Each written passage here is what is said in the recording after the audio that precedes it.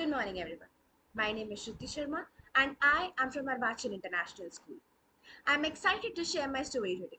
My subject is political science, and the topic is Constitution as a living document. In this story, I am playing the role of Mrs. Thompson, a librarian. In a bustling city, at the heart of a vibrant country, there was a grand library. Among the most revered of its collection was a document housed in a glass case at the center of the library, the country's constitution. This constitution was more than just parchment with ink. It was a living testament to the principles and dreams upon which the nation was built. The librarian, Mrs. Thompson, was a gentle, knowledgeable, and old woman who had dedicated her life to the study of this remarkable document. I often told the story of the Constitution to the visitors, especially to the young students who came to learn about their heritage. Gather around. Let me tell you why our Constitution is known as a living document.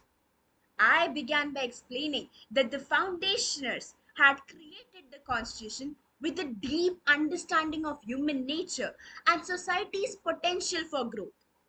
Imagine, I continued, a tree planted long ago with roots firmly in the ground, representing our fundamental values. Over time, this tree grows, its branches reaching towards the sky, adapting to the changing season. Each branch is like an amendment, a necessary adaptation that allows the tree to thrive in different environments.